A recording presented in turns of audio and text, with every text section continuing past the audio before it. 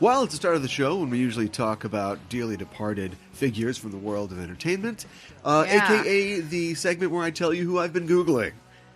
And recently, I've been Googling director Michael Apted, who is dead at the age of 79. That's unfortunate. I'm so sorry to hear about that. Why don't you tell me what he directed? He directed a couple movies that you might know. He directed a Bond movie, actually. I think The World Is Not Enough. Okay. He was a British Have director. I seen that one? That's the one with Christmas Jones, your favorite. Oh yeah, I've definitely seen that one. Yeah. My favorite, yeah. And Gorillas in the Mist. Uh-huh. And a movie that you have a deep connection to that you may not realize. And what's that? If you're Tay in the Wind. No. There's a Chickabay. It's got a special Tay. place in my heart because it is is it kind of a ridiculous film in a lot of ways. And we did a skit referring to it. Well, we did. It was part of our Liam Neeson show where we, back when it was cool to laugh about how Liam Neeson just does like action movies now, and now it's kind of sad. We decided Is to do it sad? Yeah. I didn't know it was sad. With the release of Nonstop, we decided to do a show about Liam Neeson, but it was a show about his kissy non-gun films, like a bait and switch situation. Sure, right. So it's Nell and Kinsey, Mm-hmm. and a movie called Third Person, and that one is completely gone. it might have from just my been mind. 3. Okay, movies, yeah. I don't remember Third Person at all. So anyway, this is about Michael Apted. Yes, sorry. He also directed the Up series of films. He wasn't the creator of the series. The 7 Up. Right, it's the Up series, and the first one was called 7 Up. Okay. Thanks for trying to help. In my head, But if you don't know the shot, okay, sorry. as Ricky Roma says, then shut the F up. No, it was created by Paul Almond, and then Michael Apted was like an assistant or a director or something like that, and then he took the series over.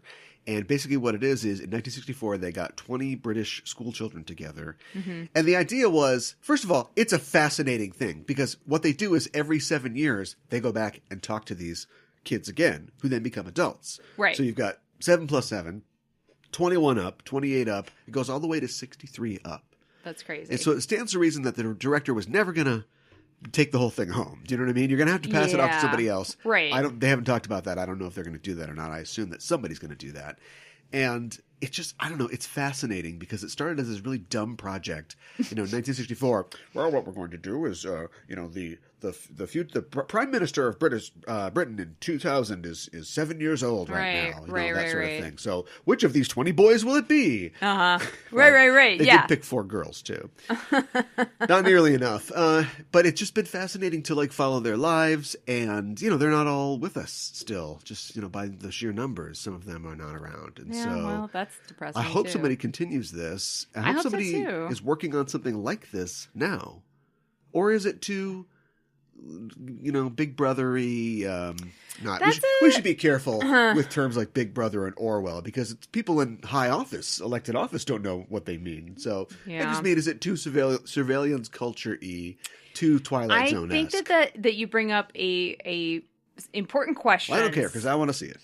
I'd like to see it too. I think it would be fascinating. Isn't it just called reality TV? Yeah.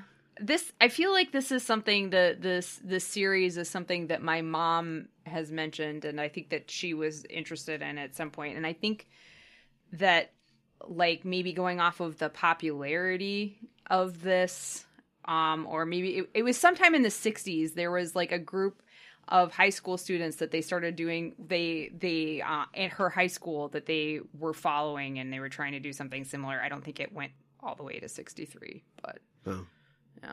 Great story. All right.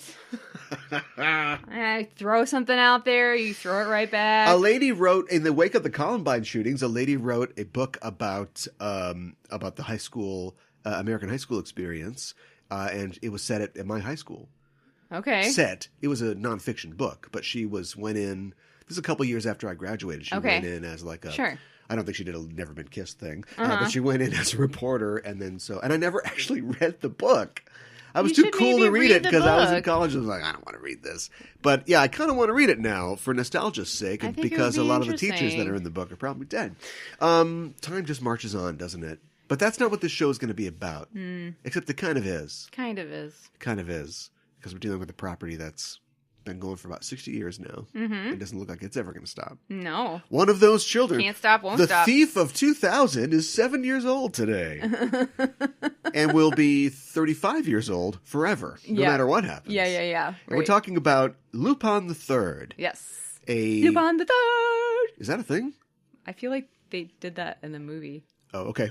I felt like one of those movies, the music Or was the very trailer. indistinct. But like one of those movies, yeah, they were like, Lupin! And they were like, he's gonna get it! Yeah. They were like singing like dialogue. It like, might have in been the song. second one we watched, the more Yeah. recent one. Yeah.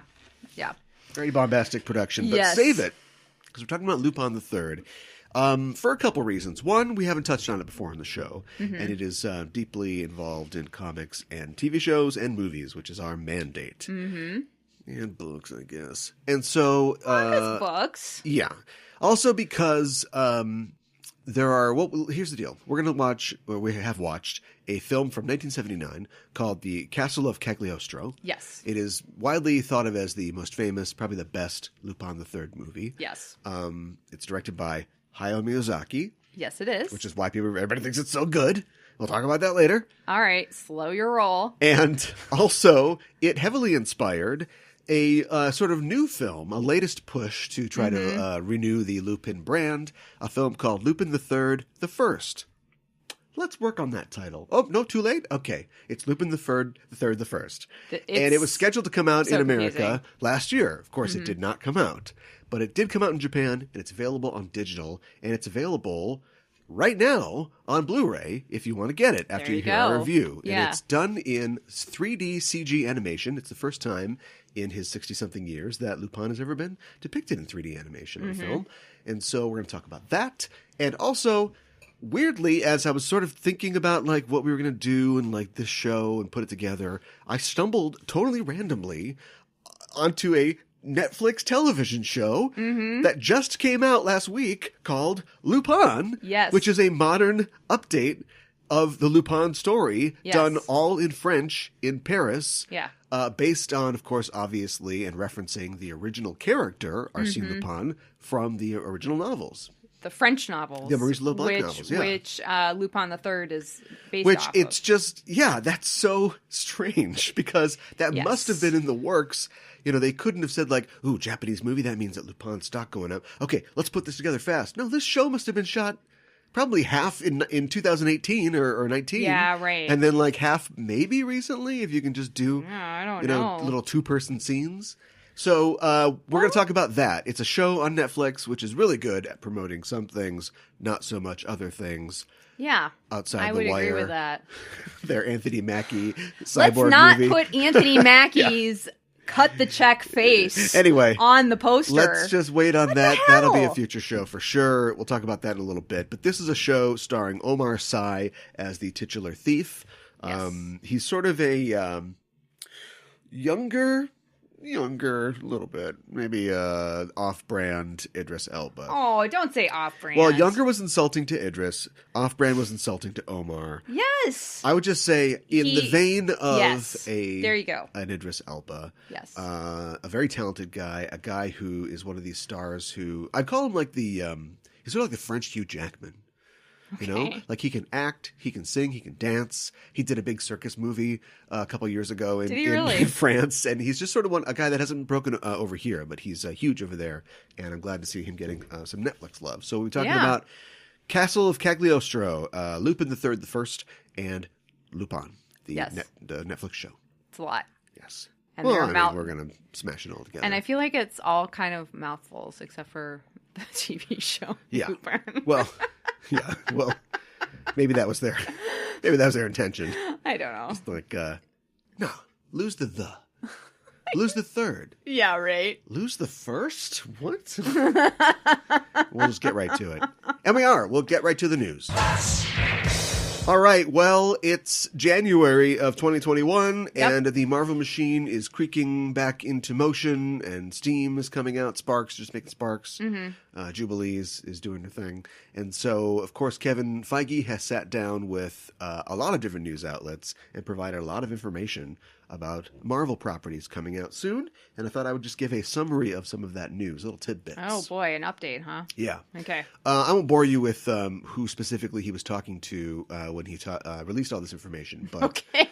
but I read like 6 different articles about it. Oh my goodness! Well, it was a press tour. He was doing a press bit, and so Okay. every outlet had different questions for him. Was this all over Zoom? Yeah, it must have been. And he was saying that the rollout of Phase 4 has not really been all that affected by the COVID quarantine, which is good. Just basically the way that they ended with Endgame, and then planning to have the Black Widow film sort of usher everybody into the new phase. That's not possible because they're still playing chicken with the release dates. Something else that I guess I can just say now is that he has said that Marvel release dates are firm. And I think that includes okay. Mobius, that includes Black Widow, that includes Eternals. There's no plans to change those dates. That includes Mobius, which is technically Sony. Planned to come out mid-March. We'll see. Yeah. Yeah. Supposedly, he had no updates for us on those. Although Marvel has said that in the past and then changed dates. Yeah. But yeah, as far as he says, they are sticking with it. And he's saying that, of course, now WandaVision coming to you in your house on TV will provide the new sort of introduction to Phase 4. Yeah. And he says that also works too. Like Black Widow was our plan, but WandaVision is a good lead into Phase 4. Okay. All right. Yeah. I'll take it. Seems like a good thing. Yeah. He also talked about that they will be working on a Deadpool 3, and it is R-rated in the MCU. I saw a headline that said that. Yes. What did I misread it when I first. I don't even remember. It said something about like R-rated. I can't even remember how I misread it in my head, but like something that like Deadpool is. I think I read it as removed instead of R-rated from the MCU or something like that, and I was like, wait a minute, what? So, anyways, my brain is okay, good. I'm sure they'll be excited to do lots of more in-jokes with other characters.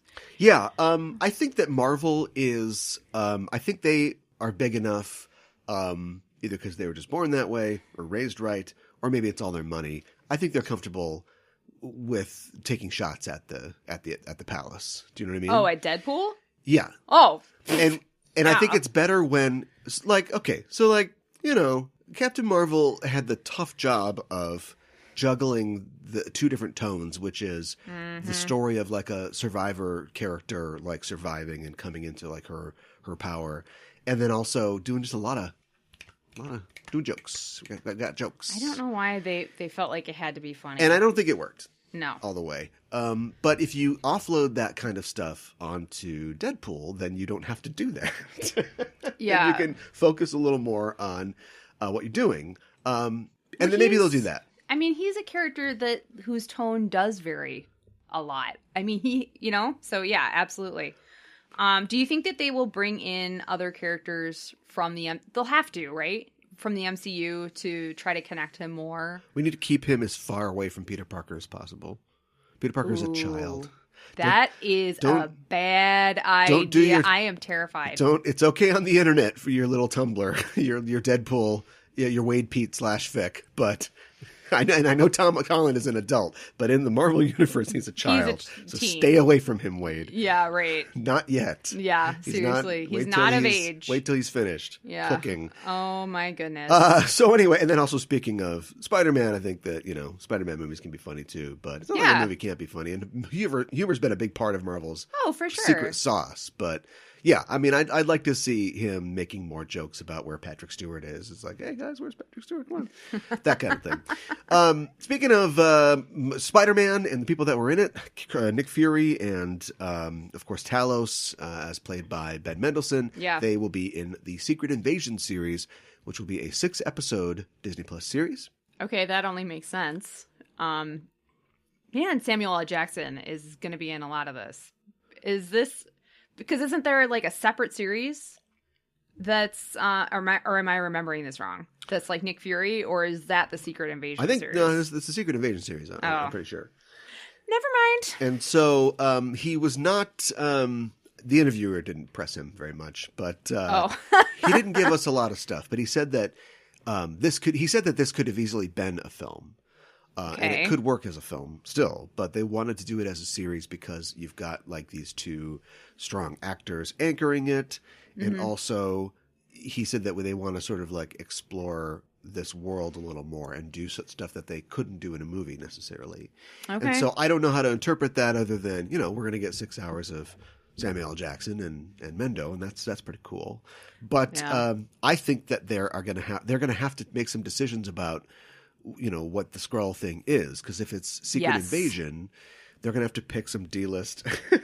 And that wasn't really Quicksilver or just stuff like that. Right. Yeah. There aren't a lot of loose ends. They're going to have to make some big swings. And, we find out that, I don't know, I think it's good that, like, I guess comic books have never cared because they just go, so-and-so's a Skrull. What about when they did this and this and this? That was a Skrull. Yeah, right. Well, that kind of like changes how I feel about the character. Exactly. And Marvel movies are so personal in all their stories, I think, that you can't say that like Paul Rudd was a Skrull in Ant-Man and the Wasp, because that's when he seals the deal with Hope and gets accepted into their family. And if he's a Skrull, then I don't know. I think that they are going to be doing a lot of the middle act of Endgame, where they're like jaunting around at different times and we're seeing different, other views, camera angles of different movies. Yeah. I think they'll be doing that kind of stuff. Okay. Do you think if like... This is my theory. If they do any recasting, they'll say, oh, that was a Skrull. Like they recast Ant-Man's daughter. Yeah, why was it... Cassie, you're 25. You came to pick me up in a rental car. This doesn't make any sense. Yeah, so maybe. That was just kind of a grab. What do you hope to see in a story like that? Like what I just described. Okay. my pitch for Secret Invasion. That's pretty much what I want to see. Okay, all right. They also hinted at Loki, possibly having a second season. I had heard that rumor as well. Yes. Okay, so that's good to hear that reiterated. I'm very curious about that because it seems like that's jumping around a lot, and there's a lot of different events that are happening on throughout, and they're kind of weird, unexplained events, and somehow Loki's a part of that. So it'll be interesting to see. I'm excited at the possibility of getting Tom Hiddleston for 2 seasons. Yeah. What else is he doing? Settle into a nice, comfortable, well-paid TV career. Mm-hmm. That's what I think. Wow. Okay. I think he can do more, but I think maybe we're done with him. Oh, if he just wants to do... I don't want to be done with him. Powdered coffee commercials. But the Night Manager was pretty good, I felt. Night Managed by you, probably Tom could have Hiddleston. been a movie. It could have been. 6 hours. Yeah, I know. And he also talked about, the interviewer asked him if there's anything about The Mandalorian and its sort of rollout and its reception that influenced how Disney has decided to do their rollout of shows onto Disney+. Kevin Feige didn't have anything specific to say necessarily, but he did say that they're aware of it, they've been watching it, and it has inspired them at Marvel Studios in the way that they are kind of making and rolling out shows. And also he said specifically the stagecraft that we're using on some upcoming projects. What does that mean? I think it means the expanse or the space or whatever it's called. What is it called? I can't remember what it's called. Yeah, the wraparound video. There's no reason that you wouldn't just use that, right? They got to be using that. I mean, that's really smart because it looks great and you're able to change it fairly. I still don't know how they make it work. I don't know either, but you can't tell. You can't tell. It's amazing. But I think I'm not thinking about it right because remember, it's a 3D environment. Remember how? They have props and stuff in front of the screen. I don't know if you ever watched a behind the scenes on Avatar, that movie that came out like 10 years ago. I don't know if I ever did. But James Cameron set up the camera so that, he not only could record the faces of the characters as they are acting to use for the reference for the finished effects, but I don't know if the actors can see it, but in the Video Village, on set, they can see the actors in the environment that they plan to have them in, or a mock-up at least. I'm sure the effects aren't fully finished. And so if you want to stage something with like the giant tree in the background, you go, oh, you guys have to turn around here. We're gonna orient this way so you can get the sunset in this virtual environment. Like, it's crazy. So when I see the environment, whatever it's called, this is gonna bother me. When I see that, and I see that it's got a ceiling and a floor, I always go like, well, how do they do the thing when he's walking from far away? And it's like, no, dum-dum, the computer has that in it. It is shooting with like a sort of virtual spherical background of everything behind the actor. Right. So they don't even see the ceiling, the round ceiling of the environs, or the floor. That's all just eaten up in the computer backdrop. Huh. I still, like, you explained it. I've seen background things about it, and I still, like, it's still like there's pieces missing in my head of like how it all connects and works together. Yeah. I think I need to watch more. I'm trying to think of what I would even ask Google to find out what the name of it is. Like a screen, magic 3D screen closet. Mandalorian. I don't know. The shoot. It's got a name. The shoot. The shoot. Shoo-wop, bang, boom. I don't know. No, not that. Well, we're going to move on. Michael Waldron is the head writer and executive producer of Loki, and he also, I guess, took over writing duties on Doctor Strange in the Multiverse of Madness. Well, he is going to help produce and develop the Kevin Feige Star Wars movie. Okay. That he's working on. All right. That took a lot to get out. Yes. And Feige is basically the producer on that, right? So far. Okay, got it. What do you think? Any guesses as to what the story could be? No. Okay. No. I just wonder. No idea. I wonder what in the Star Wars universe Feige is like. There's a new marketing push in the Star Wars kind of universe or merchandising, whatever you want to call it, for something called the High Republic, which is stories set, I think maybe 2,000 or 3,000 years before ABY, as we say, before the original movies. Oh, okay. And so it's going to be, if the prequels represent like the Republic at its sort of like toppling, ready to fall, Jedi overstepping their boundaries, corruption everywhere. The Republic is the guy. Oh, I'm the president of the Senate. What's going on? Hey, everybody! I know, just right? like, it's right in front of you. This is like the Jedi, like at their absolute best. So anyway, that's the Marvel news that we've got, and we'll see. I'm looking forward to what's coming up, but me too. I still have that. There's got to be the Germans have a word for it, probably, or perhaps the Japanese, for anticipating a Marvel project and also in feeling trepidation about it being screwed up somehow. Yeah. And they basically hit it out of the park just about every time. I know. But still, we don't trust and believe. Because there's still like that possibility that it's maybe it's because we see what DC's doing and we get distracted by how bad what DC is. You know what DC's doing? What are they doing? They're telling Ray Fisher it's time to move on. Okay. So I didn't know. I mean, every time we get to the end of a thing, I go, we'll tell you more if something comes up, and nothing ever comes up, and so everybody just moves on with their lives. But not with this story. Not Ray Fisher.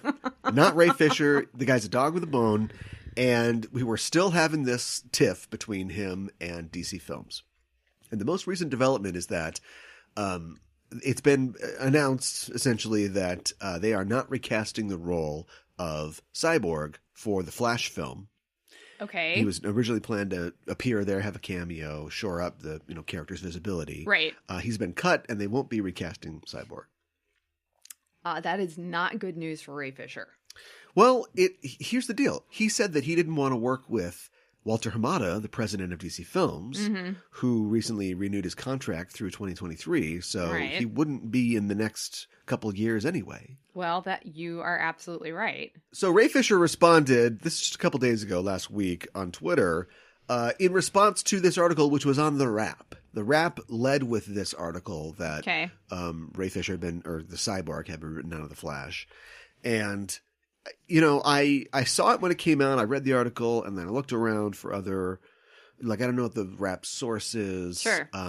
The Wrap isn't, you know, they're not like A-list top tier entertainment news site, but they're also not an entertainment news site that I feel like is going off half-cocked or reporting Right. things that aren't true. Right. But he specifically, Ray Fisher, targeted The Wrap in his 5-tweet reply, also accusing Oh, boy. the writer of this article for colluding with Warner Brothers Pictures and DC Films, because he also wrote the Wrap article initially that sort of brought to the fore this argument between Ray Fisher and WB Films. I think that's kind of really unfair to the reporter.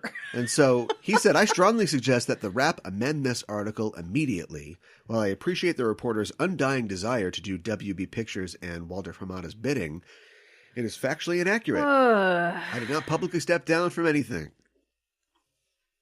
Attack, attack, attack. Well, you may not have publicly stepped down, but that doesn't necessarily mean that you're You going can't to fire be in me. the move. I'm not fired. Yeah, exactly. Yeah. So- You don't have the power to fire me, Michael.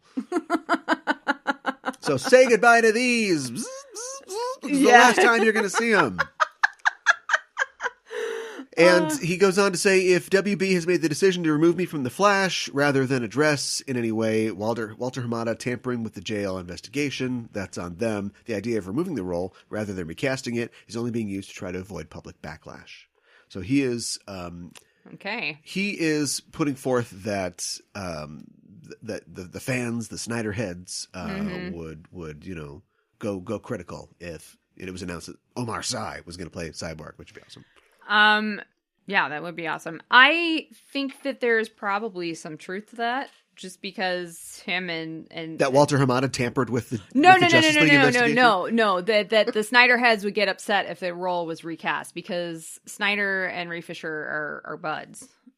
So I guess. I don't know. I don't. It's it's a big deal to publicly accuse It is. It's a huge deal. a film studio president of essentially covering up wrongdoing, abuse, whatever it is that happened, because Ray Fisher has continually refused to say. He's also said the WB Pictures PR team has struggled to regain control of the narrative ever since they failed to bury me and the jail investigation with their September 4th hit piece. I guess this is the Wrap article, which unsurprisingly was written by the same reporter. Yes.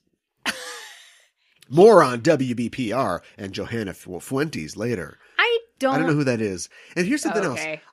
I love Was that how he the keeps reporter? promising stuff. He keeps promising, like, oh boy, you're going to find out what it is. Oh boy. But he never tells us anything. Yeah, I know. Like, you're not giving us anything, right? You're not giving us any tidbits. You're not telling us, you're not giving us any inkling. You're not saying, this is all I can say for now. Here you go. Yeah. We have no idea. And I don't know. You want to believe people when they say something is wrong, but it's just the way that he's going about it. I don't. It's hard to totally believe everything that he's so saying. combative. I understand that he is upset and that he is claiming to, be revealing crimes and justice. Yes. What have you. But it's just he didn't meet with the investigator. Which looks really bad. Yeah. Really bad. Warner Brothers Films got like an independent investigator to look at this and talk to like 80 people, and Ray Fisher wouldn't talk to him. Why? Now, I guess if Ray Fisher thinks that you're from Walter Hamada, aren't you? I can bitch. I can smell his cologne. Do you think that's what it is? Well, it has to be, right? But if you won't even talk to the guy, I guess I don't. But you won't. I don't know. So the next tweet was going through all 5. The fact is, it's because each one of them is like a particular like flavor of what the hell. Yeah. The Justice League investigation led to Warner Media and its affiliates parting ways with Joss Whedon. Jeff Johns will be following suit. Had Walter Hamada gotten his way, none of that would have been possible, and the cycle of abuse would have continued. So Joss Whedon did leave the Nevers project that he was working on. Right. But that's Fox, though, isn't it? I don't know the answer to that. I don't know the answer either. But anyway, Joss Whedon does seem to be withdrawing from everything. Jeff Johns is still, as far as I know, involved in several projects. He just wrote Wonder Woman 2. Okay. So awesome. I don't know what's going on with that. That doesn't seem correct. And Ray Fisher says, my team and I are still in deep conversation with Warner Media regarding all these matters. And Flash or no Flash, we fully intend to see this through. I'll keep you posted, but in the meantime, thanks for your continued support. Prayer hands. Wow. And A is greater than E. I don't know what this is, but I do know what this What is. is that? Conspiracy theorists always promise that more is coming. Watch the skies, pal. You think that the heads of state aren't lizard people? Wait till the information is coming. That's how Q always signs off drops with stay vigilant, more on the way. Yeah, right. Because it's a subscription service, right? Kooky conspiracy theories are a subscription service. You have to sign up. Yeah. And then you keep getting DLC. Keep them hooked. You get them to get the next thing. Yeah. Wow. That's, I mean, look, you want to believe people who speak up and say that something is wrong, and there are times where organizations have denied things or covered things up. But the thing is, it doesn't feel right. Something about this just doesn't feel right. Like, yes. I don't like how they're just walk away, I just don't like the whole situation. And, we don't have enough information to really make a good call on this. Yeah, I want to know what A greater than E means. Can you Google that? Will that How would say you even? anything? You'll just get A and E, won't you? Would you? I don't know. If you put it in quotation marks, which means the History Channel, which means that he's history, but I don't think so. I don't know. Yeah, and so I don't put a lot of faith into random strangers on the internet's tweets. No. But one person said, "Listen, I want to believe you, but you need to tell us what they did." All we have is an allegation that they are terrible without even a story to go off of. I don't disagree with that. I mean, that's a good point. Somebody else said, you straight up said, and I quote, I will not participate, ... That sounds like you're stepping down from the role. I'm not saying you didn't. I'm just saying it sounds like you already quit the role, right? Right. So, I mean, I don't know if you have to, I don't know how movies work. If you have to sit in triplicate, send in your letter of resignation. Right, and sign a document. Have that on Walter's desk. Right. I won't go into his office because who knows what's in there, but put this on his desk. So I don't know. We'll keep an eye on this. I have to say that, it's just, it's unfortunate. And, It is. I want the right thing to happen. And I trust that, the powers that be are working to make that happen. But when you muddy the water and you confuse this and you just make it more difficult for other actual real investigations to be completed and to uncover stuff. Yeah. Like we've got one coming up with, Amber Heard has just countersued Johnny Depp for $100 million for him suing her for $50 million. And a judge has just ruled that her countersuit can go through. Now, their suit, his initial suit has not, but it's been delayed by COVID and will, I think, enter the courts this week or at least in January. How do we keep it all straight? I don't know. That's what lawyers are for. That's literally why you pay a lawyer. Yeah, no kidding.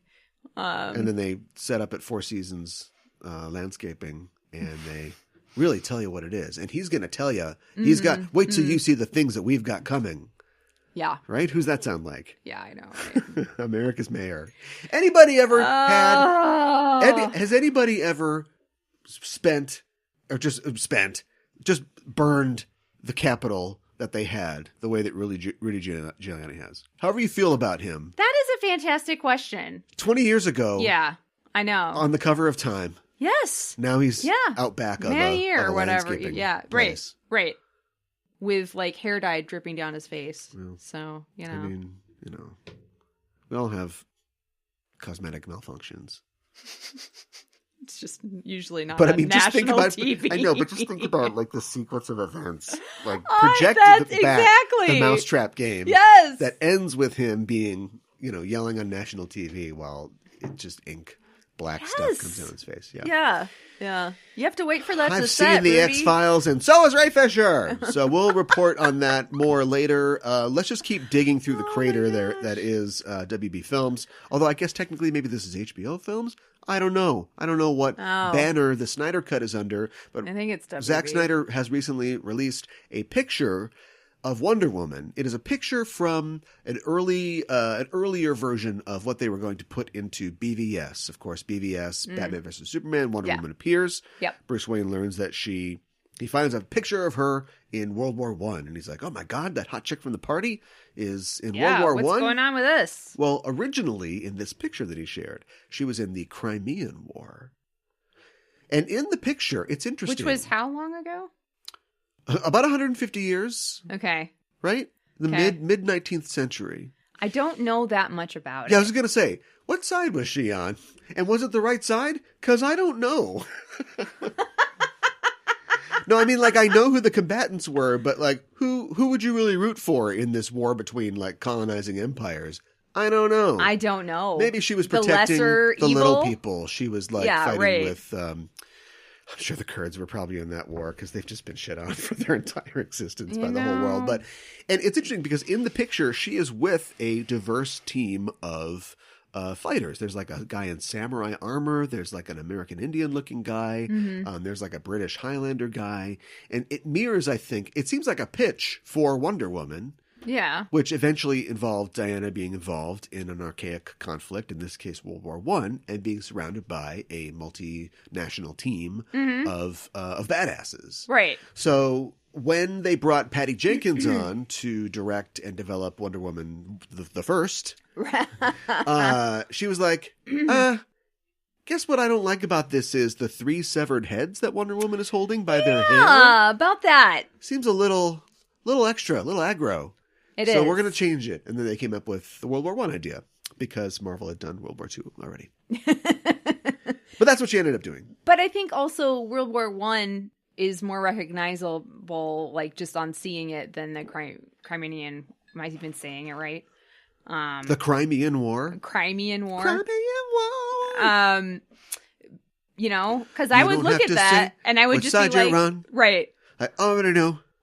No follow-up questions. I mean, it's like, wow, this is a diverse group of people, and this was a long time ago, and look at all those severed heads. That would be my reaction to that. You know, everything is canon, it seems. I mean, that's like, you know, DC's had, not problems with canon, but I think, like, DC canon has been part of the attraction of reading DC comic books. They've made their canon, struggles into plot, into text.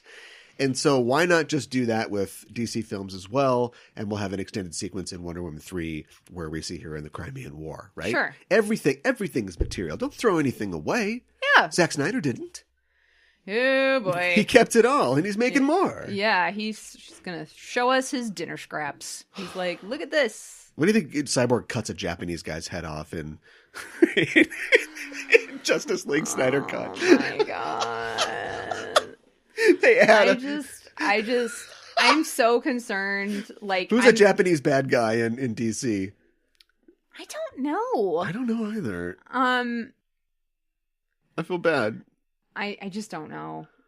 Well, there's a lot of like there's a lot of like yellow apparel guys that keep bringing back. Yeah. Like Grant Morrison, you can try to make like Egg Foo fun, but he's still like a big yellow guy with a mustache. You know what I mean? Like, it's fun or no. It's kind of racist. Yeah. So, yeah. There's Mr.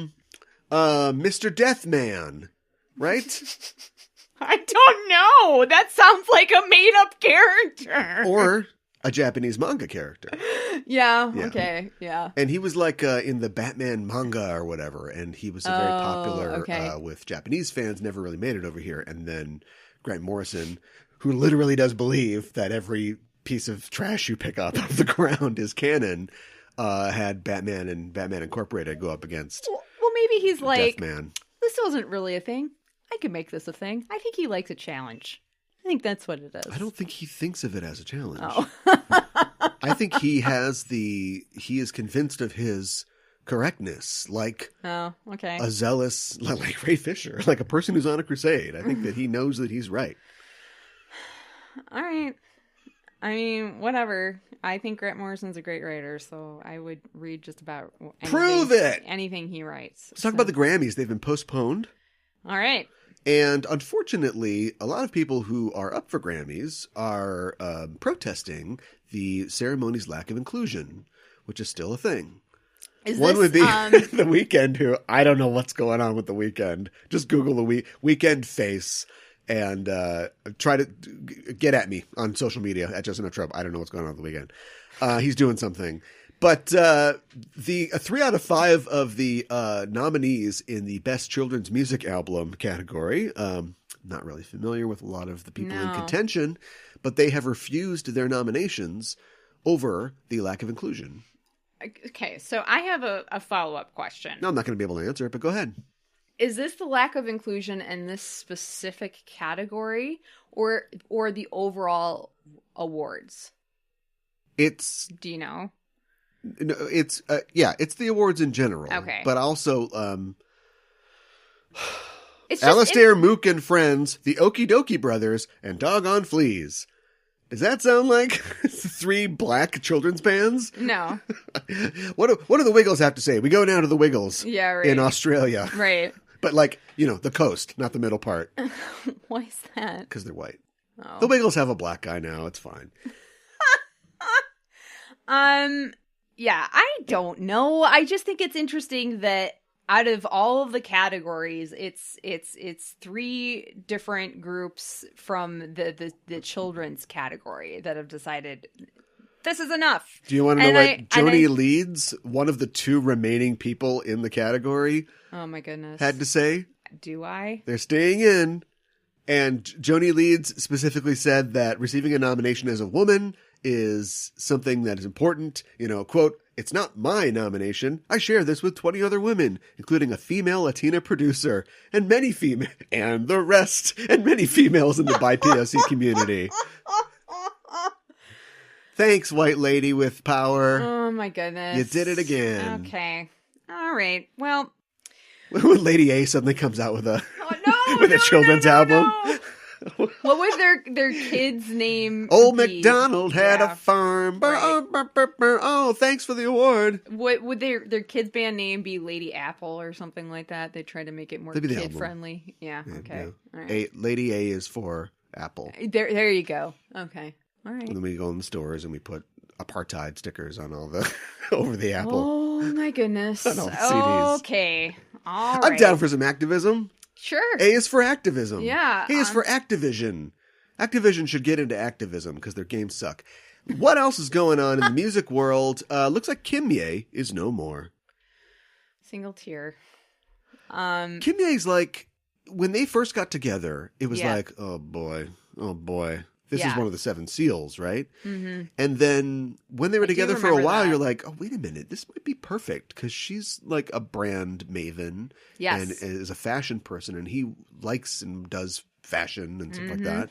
So maybe this is perfect. Mm-hmm. And then, he started a church. Was that the beginning of the end, you think? Maybe. And things seemed like they weren't going that great. And then he got her a hologram. And really, that's the beginning of the end of her father. Yeah. Yeah. And apparently, it's now over. Oh boy, Who gets custody of the hologram? It's a Baller move. You sue for custody. Are you freaking kidding me? Hologram. That would be like low. I think I would. If we were married and you gave me a Ferrari like the day before I told you that I want a divorce and served you papers, you would easily be able to argue that you should get that Ferrari back, a $200,000 investment asset. I guess the hologram's expensive, so I guess I see your point. So I think that's the ultimate baller move. Get the hologram back and then do a music video with I think if I were Kim, I would throw it at his head if he wanted it back. But it wouldn't hurt. It's a hologram. Yeah. Well, but it has to come out as something. Whoa!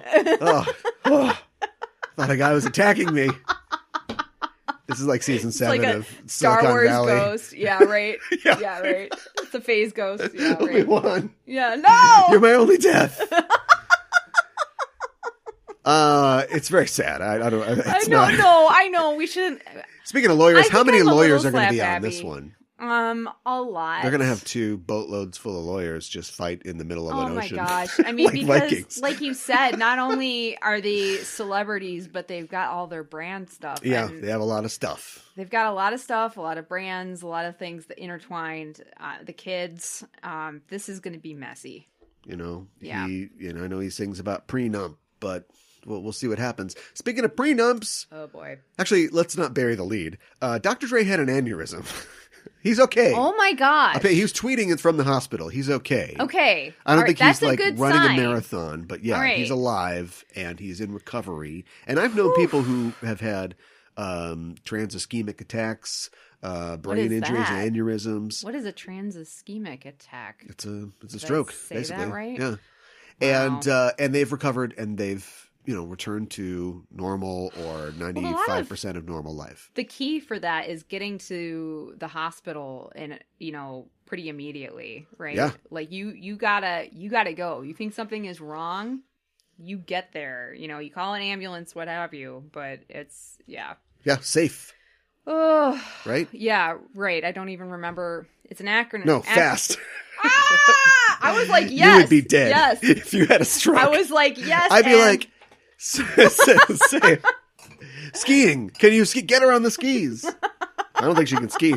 One down. That's not good. oh my god, But yeah, it's fast. it's not funny. Face either. drooping. No jokes. Arm weakness.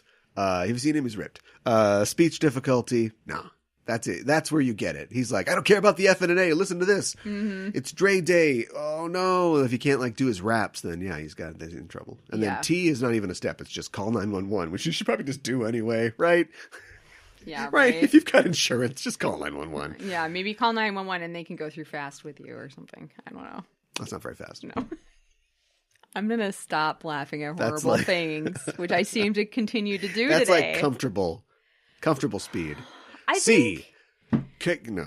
maybe it's just because of all the awful things that have happened and the awful thing that happened last week with Well, the awful Capitol. thing that's really happening is that this show is becoming super long. So Okay, all right. let me just give you the last couple shots down the bow here. Got it. It looks like Jodie Whittaker. The rumors are. Then this is from Metro UK, and they do run with rumors. But the rumors are that Jodie Whittaker is stepping down or thinking about stepping down from Doctor Who. I had heard that something about she was going to do the typical 3-year run. Yeah, I think or 3 something. is pretty average at this point in the modern era. It's fairly average. Tennant is longer. Obviously, Baker probably Well, the Tennant- longest. Are we going by years or material delivered? Yeah, I know. Because there was just those years where there no was, like, a pandemic, couple they just specials. weren't doing them. Yeah, I know. Yeah, so we'll see more on that. Yeah, we'll see if Mm-hmm. Ray Fisher gets the role. He could be good. You don't know. Oh my goodness. I wanted to mention fast that speaking of speculation, it looks like, of course, James Bond is that role is up in the air. Daniel Craig's finally going to slit his wrists, and so we need somebody to play Bond. Yeah. And one of the big things in the past, one of the things that has caused consternation and discussion about this, Yes. has been who the money is on. You know, who the casinos and the betting firms Odds-on have on their favorites. boards. Yeah. Oh, and betting And on Bond. the British Isn't that just on betting brand? firm Yeah. Ladbrokes is now taking money on actor Regé Jean Page. Right. Who is on the lead in Bridgerton. That's right. Which is fantastic, by the way, and I highly recommend, and he is fantastic in it, and I think has a lot of potential to be a good Bond. He's definitely charismatic. Well, Um, they, I think the train has sailed on the Idris Elba situation.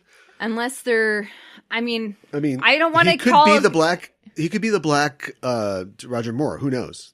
yeah, right. But generally, I don't think we want our Bonds that old if we can help it. I know, and I feel bad saying Idris Elba is old. He's not that old. No, he's not but that just old. like for Bond. But look how for long starting Daniel Craig out, did it, even yes. while holding that piece of glass above his arm. Right, exactly. You're going to do a couple of films. So I think that if Idris Elba's out of it and they are still kind of thinking about a person of color, that's a good sign. I think so too. Although, you go to the Glidden booth and get the Idris Elba shade and get the the page shade, and it's like, all right, I maybe they think know, one's more and- palatable than the other. Oh my gosh. Which is why Oversize is right out of this thing. Well, there are going to be people, if that is the case, then there are going to be people who are upset about that, and I understand that, but...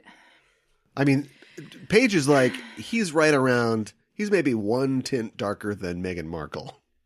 I know. I mean, wow. No, I'm not, no, I'm saying all the colors are beautiful. I'm not saying that I care. I'm just saying, I think that maybe British people had a big problem with Meghan Markle. So maybe a guy like... I see. Like Jean Page is like, it's probably just Jean Page. I'm getting ready for Lupin. Maybe he's a little more palatable to racists. That's what I'm trying to say. I danced around it all night. You didn't let me do anything with it. So anyway, he is totally comfortable stoking those rumors. He tweeted a little video of him recently, a promo for Bridgerton saying, shaken and stirred. But one thing that he is not comfortable promoting rumors about is a relationship between him and his co-star, blonde girl. I don't know her name. The lead, Phoebe Denevor. Okay, they all have French-sounding names. Well, I don't remember he's half something, and I can't remember what it is. And I was we don't say that. I know. I'm sorry. I was trying to look it up, but I can't look things up on air and not be distracted. Right, exactly. So, that's why you need to come prepared. So I'm going to read the next story that I have prepared, which is Roku is buying Quibi's content for less than $100 million. You know, a penny is less than $100 million. How much is it really? Yeah, really. Is the golden arm worth that much? Because to me... The golden arm should be something that Lupin is stealing. The golden arm is like, you know, the Roger Maris card that there's a UFO in the sky or something. Yeah. Or like, we made this, you know, the last surviving black Barbie head, you know, or something like, and it's like, and a collector has all these things in his Indiana Jones warehouse, you know, and then one thing is like a copy of a special called The Golden Arm, where a multiple Golden Globe winning actress goes, not my golden arm. I know. And on the flip side is that comedy special that she did with all those other actual comedians. I just, in my mind, the entirety of Quibi is the golden arm. Like that's all they got. Well, they have things. So I was thinking about this, and we have a mutual friend who is an author, and she licensed her IP to Quibi to make a show. Not for the launch, and thank God.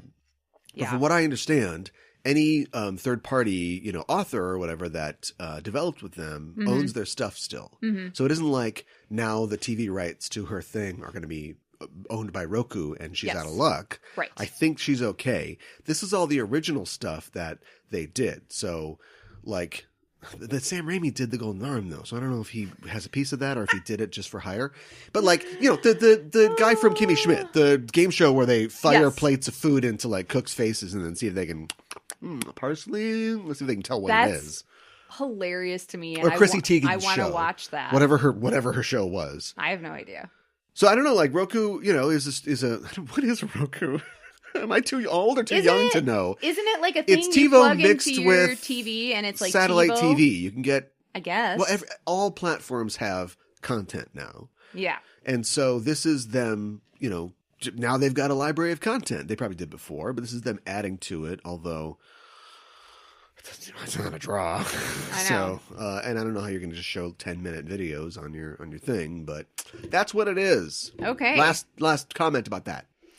I think they spent too much money, and I don't know how much they spent, but I think a penny is too much. Whatever they spent, it was too much. And I think it was not worth a golden arm. I think the guy who ran Quibi got a hell of a deal. That's what I think. No, that's not true. Oh, really? No, Jeffrey Katzenberg spent multiple billions. Oh, should I stop after one? It was at least $1 billion. I think maybe 5 to 6 billion. Getting Quibi together. This is everything: infrastructure, rights, licensing. So no, how that is heartbreaking to like. That is buying that aforementioned Ferrari. Yeah, right. And getting, you know, and then like just nicking the parking sign at the store, and then coming back, and they're like, "I'll give you $100 for it," basically. Or $200 for it. That would be Yeah. 1%. Okay. All right. I mean, how heartbreaking to put that much time and effort and your actual Actually, 2,000 would money. be 1%, right? 200,000. Yeah, that would be 1%. I don't want you to think I don't know math. And I do know math. This doesn't add up. What? So, star of Beastmaster and Yes. That 70s Show, amongst other things, A View to a Kill. Yes, right. A wonderful, terrible Bond movie. Tanya Roberts has passed away. Now, her publicist announced that she had passed away. Then he went, just kidding, guys. She's still alive. Yep. And then maybe 12 hours later went, just kidding about kidding, guys. She's dead. Yep. Which is, he looks pretty bad. And, but I did read that it was actually, I mean, do your due diligence, right? Like it was, I guess her boyfriend. Well, it was her boyfriend's fault. Yeah. He was really upset. So He funny. felt like she was dying and he just couldn't handle it. So he left without talking to the doctors, just assumed she had died and called the publicist and told them, and then got a call from the doctors the next morning saying she was still alive. So then called the publicist back, and then she passed away. Right. What is going on here? I don't know. Like, I would be so upset if, So was he. I mean, I know, but if I was in the hospital and dying on my deathbed, I mean, I know you can't see outside your body when you're dying, but like if somebody left before I died and just assumed I died, I think that's upsetting, Yeah. But it's hard. It's Yeah. really hard. Anyways. Ethan Hannah, dead at, when were you born? Hey! Yeah. Just like a G, Trouble, it's part of fight. Before they do it. I wake up and go get me some news. There is no more. Is this true? Fact check me on this. But I feel like there are a few more indelible figures in Victorian fiction and even into today than the gentleman thief. Mm-hmm. The idea of a thief with a heart of gold who steals stuff, but people are not gonna miss it, right? Right. Is good at what he does. There's a lot of competency porn built into it. Yes. And Charming. Yeah, a real Sly Cooper type. Mm-hmm. What? You know Sly Cooper, the raccoon who steals stuff. The raccoon? Wait, what? I was thinking about this the other day because, yes, of course, there were many copies of this type of figure, and he is arguably not the first. He's just an extremely popular one. But there was the British character AJ Raffles. There was another French character called Fantomas, who was sort of an anti-hero, a villain, but just killed worse people than he was. Sure. People even look at something like, speaking of Roger Moore, like the Saint being this type of character. And I was thinking, what about Sly Cooper? Right? He's always stealing stuff. I don't know if... But it's people who won't miss that stuff. I don't know. Sly Cooper. I don't know if I know who that... I'm completely mystified by Sly Cooper. Anyway, doesn't matter. Okay.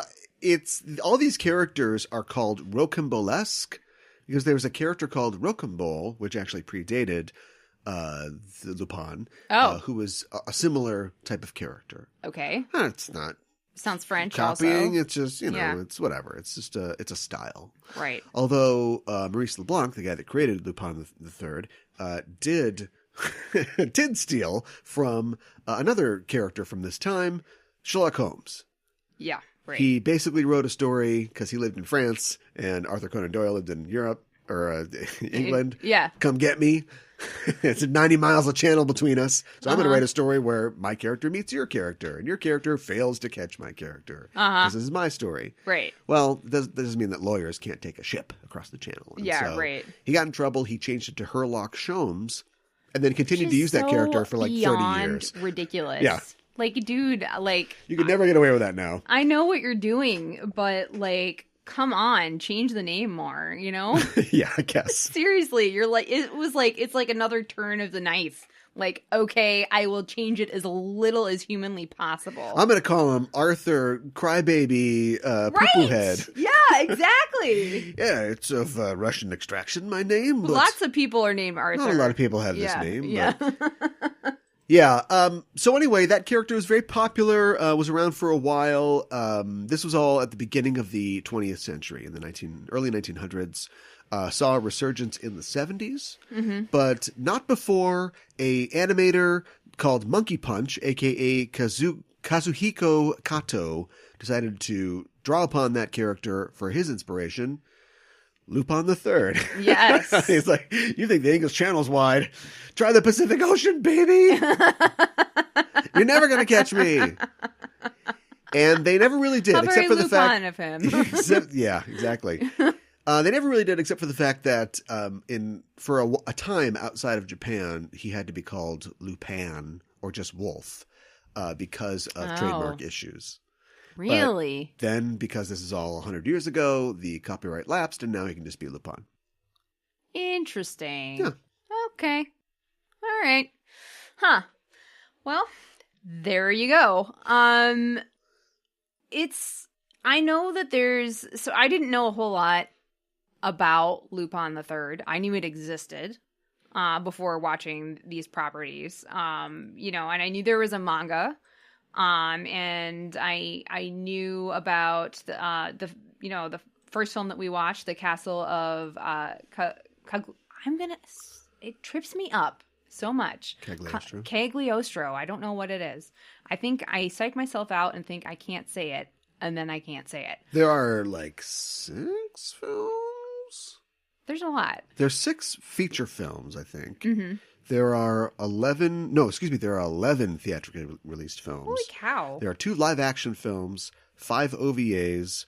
It doesn't matter. There's 2 versions of the animated pilot for the series. There was a series. There were 5 more series after that. There are 27 animated specials, Right. 2 musicals, CDs, video games, and 14 volumes of the original manga and 21 volumes of the follow-up manga in the 70s.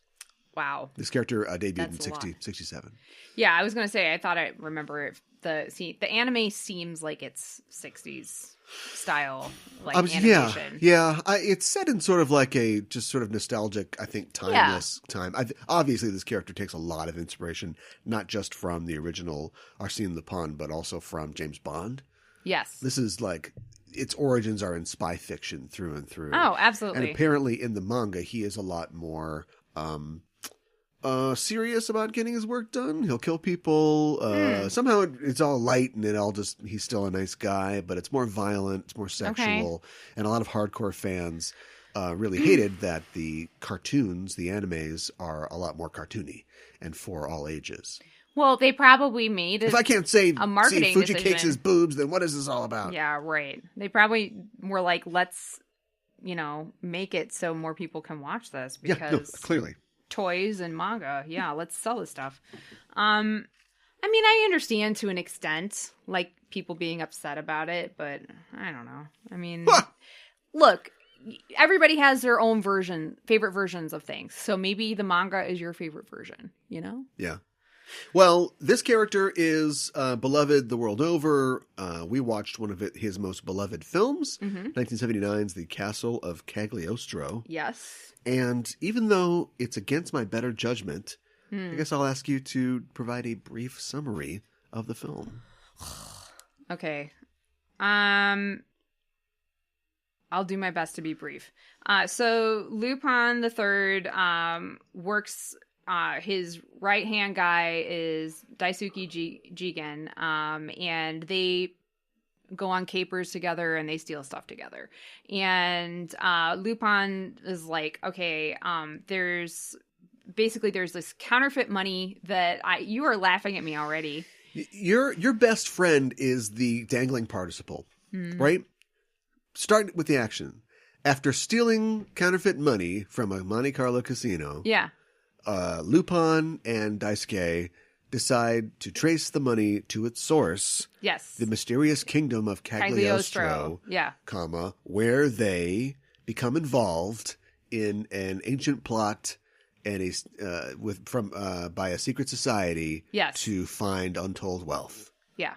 Period. Put that slap it on the back of the Blu-ray. We're done. Okay. But you're so much better Starring at Yasuda this. Yamada and Aiko Masuyama. Uh-huh. And Jerry Mathers as the Beaver. Oh my gosh. Done. Wow. Okay. I don't know.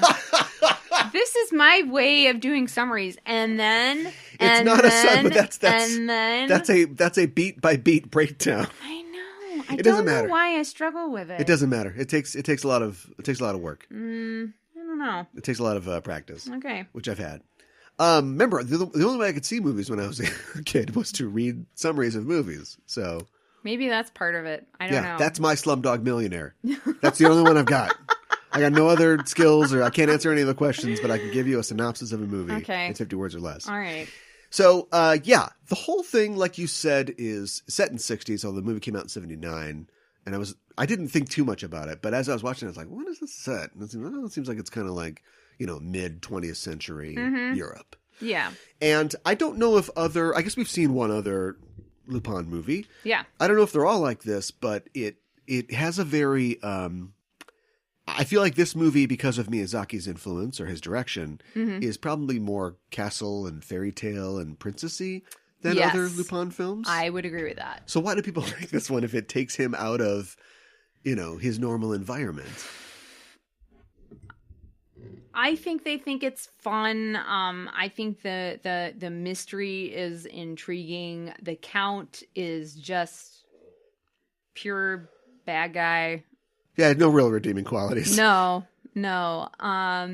And all of his goons are just bad guys too. Like, they're not really redeemable either. Yeah. So I think I think maybe they like it because it's like, let's take our team that we're familiar with and put them in an unfamiliar situation. I think maybe that's what they like about it. I think maybe Miyazaki can only make a movie like this.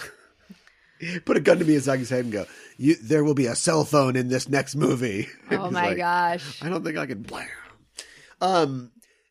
His influences are, of course, all over this. There's steampunk airplanes, and you were saying that the villain just had a face like a bad guy in a Miyazaki film. I feel like I've seen other bad guys. If I just took a still of that princess and went on Twitter and went, oh boy, just Love Marnie was there or whatever. Yeah, right. I bet I could fool a lot of people. Yeah. I mean, she just has that face that looks like it's a sweet Miyazaki ingenue face, or not even an ingenue, just a sweet Miyazaki. When you get that lead sweet face. Miyazaki ingenue paste, in the middle of the dumpling. All right, good stop. stuff. But yeah, that's what stood out to me. I would say another thing that I think is very Miyazaki that's in this film is so the bad guys, his goons, have like all these like weird outfits that make them like look really creepy, and they seem otherworldly. Frog ninjas, yeah, they're frog ninjas, and they've got like the first time they come after them, it's like they don't really have much of a defined face. They have these really long arms, and they move really weird and otherworldly, and then they have these long pointy fingers that extend, and so he likes making really weird, ghostly, creepy, just. Like, what is that? I don't even know what that is. That is unworldly. That makes me very uncomfortable. And obviously that's bad. He likes doing that for like bad guys and stuff. So that, also the treasure that's revealed seems very Miyazaki to me as well. The treasure in that, it's not really a treasure. It's a hidden city. Right? Yeah. It was always there, and it's not natural necessarily, but it was under the water. Yeah. It just, plus the guy with the Miyazaki face wouldn't even consider, his historicity, the archaeology, No. antiquity. He wouldn't even consider that to be a treasure. That's not a So treasure he got to cut in him. half for nothing. I know. Some guys, I don't know if this is rated or has a rating, but yeah, people die. Well, that was like, bad in this. I was like, but people do die in Miyazaki films. Some of them they can be pretty violent. Like Princess Mononoke can be pretty violent, but I got to say that I'm running into a problem here. So yeah, I didn't love this. mm-hmm. For all it was talked up Yeah, and wanting to really like it, I didn't like it. I mean, I can definitely see it certainly is 100 minutes long. wow. No, I mean, like, I guess I can see the artistry there. I guess it's pretty solid, but I don't know. Maybe in a series where people like Jigen and Fuji Cakes, Yes, Fujiko, who's Fuji have more of an Cakes, interaction with the story and aren't Yeah. just showing up like glorified cameos. You know, like, oh, Yeah. the samurai guy, he'll get to cut something. Right, Maybe Goemon, yeah. Yeah, for me, it's not. I don't like pop when I see those guys because it's not like I'm huge fans of them. Right, I understand what you're saying. And I don't understand Lupin's his motivations, other than he's a really good guy who loves getting away and taunting the police. Like, sure, okay, that's the hook. Mm-hmm. Now, what do we hang on it?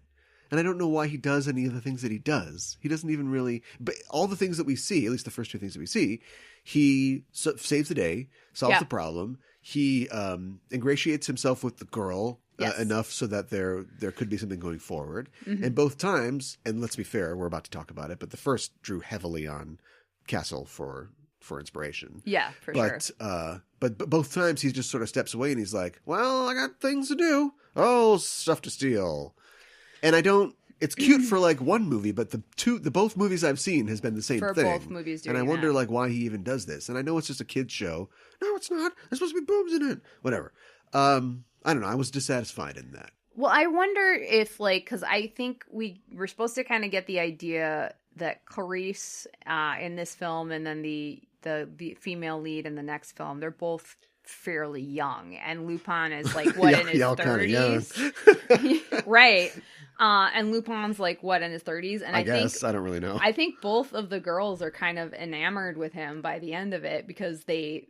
A, think he's cool, B, think like, wow, he's so capable, but also just and he's got kind of monkey face. Kind of really like him. He does kind of have a monkey face. He does. But he's he like... should be Monkey the Third. Yeah, right. What's French for monkey? I don't know. Macaque. But... I don't know. I mean, I understand. It's fine. Everything that happens in the movie is cool, I guess. I just don't. Plus, he's like, he's good at everything. There's this balance with competency porn where you can have the character who just knows, who's always figures it out, or you can have a character like Robert Downey Jr. as Sherlock Holmes, where he does something amazing, and then we have to go back and spend 5 minutes in the movie with him explaining what he did, all the things that he did, and that's not good either. And for all of its eventual gaping, faults, I think BBC's Sherlock did a pretty good job of going right down the middle of that. Mm-hmm. So you would have things that the show expects you to know. It would have things that, and I mean, somebody's rolling in their grave right now that I'm comparing this to Sherlock Holmes. But there's things that you're expected to know, things that it leaves you guessing about, and things that it will fill you in. Like there's some climax or something, and it's like, Holmes, how did you do that? And it's like, well, I did this, and the other, and then I slipped this into that guy's pocket. And it's like, egad, Holmes. Right. And we just move on. Right. And like, this is just, he's just always, so there's a ring that's really important. And he swaps the ring out. And the ring, because of course he's sleight of hand. I'm willing to accept that. A lot of characters have sleight of hand. Like Spike Spiegel, the character based on him from Cowboy Bebop. Mm-hmm. But the ring has a speaker in it. It's got a tracker in it. It's got a speaker in it from which he can communicate with somebody. He made a replica 500 miles down a shaft that he's in. I know. And also, it can explode. It's got a bomb in it, and it's full of confetti. Mm-hmm. And I'm like, how fantastical is this supposed to be? And a little I guess face that goes back and I guess forth. there's a guy who has a sword that can cut through an entire plane that's 10 times as wide as his sword. But so the thing with still, Goemon's sword is it can cut through anything. Right. I know that's like, like, there are fantastical fantastical elements. There are fantastical elements in the original Lupin stories as well. Because it was very, all of this stuff is something that we're not saying, very Indiana Jonesy. Sure. You know, the idea that like Indiana Jones he cares about antiquities. He also doesn't care how he gets them. Right. And there's a question of real magic and power to them. You know, did it really do that? Like, you know, does the Ark of the Covenant, you know, can it do this or can't it do this? It does. It can. Right. So yeah, you get that in these, but I don't know. I don't like believe him. He has to be super cool all the time, and he's got such a punchable face. Like he's really self-satisfied with how cool he is. Face. Yep. I liked him the most when he was on the roof of this Miyazaki-esque castle that is completely impossible architecturally. Yeah. And I guess he's got he's going to shoot a rocket because he's got his little Batman wrist line. He's going to shoot a rocket over that's going to carry his line, you know, maybe farther than he can shoot. Yes. And then he's going to swing over. But he kind of fumbles setting up the rocket and ends up sliding down this huge roof. I like that too. And he's like, and then eventually he's like, well, I'm either going to make it or I die. So he starts to lean into it and he starts running down the thing and he jumps out over this gap and he's like, oh, and he catches on and then he's got to scramble up the thing. And he was the most endearing to me then. Yeah. And not when he was just like, yeah, whatever. Screw you. I mean, I think maybe if they had put in more moments like that, like he's kind of a screw up, but he's somehow capable even though he screws up. But he's not. Yeah. He's not a screw up in the way that Spike Spiegel is a screw up. Yeah, right. I know. And that's just completely, Spike Spiegel is maybe has more skills than Lupin does. Within, you know, the reason of a realistic, believable story. He doesn't have like a hammer space that he can just pull whatever he wants out of. Right. But he's also just cursed with bad luck. So like the worst things always happen at the worst time to Spike. Right. You don't have to, that's just my observation. You never ever have to answer, you know, or alleviate my complaints. I know that. I know I don't. I actually in my notes. Wait, so she's like 18? Yeah, right. Yeah. Exactly. Because he knew her like 10 years ago or whatever. He ran into her and she was like a little kid. That's why. Yeah. That's why I think that's weird. They didn't get together. And the next film, which we need to move on to, has a weird thing as well. Yeah. So I actually liked that they didn't get together in this one, and that he very sweetly kisses her on the forehead and is like, "Your life will be ruined if you go with me. Adieu." You know, I thought that was I'm a loner, daddy. Yeah, right. I thought that was cool. This was Miyazaki's first featured film, and I did like it more than you did, but I think it lagged in places. I felt like sometimes it felt like I know that there are in a lot of Japanese films there are times of silence, certainly in Miyazaki films, and we're just observing what's going on and taking everything in. But I felt a little bit like, what's happening? When are we going to get to the fireworks factory? You know, so I did feel that a little bit. Yeah. Well, anyway, I think that you would probably really like this if you like the kind of characters I've described, your Sherlock Holmes, your Batman, your Sly Cooper, your James Bond. Also, if you're a Miyazaki fan, this is definitely probably for you. Let's move on to the 2019 film, Lupin III, the First.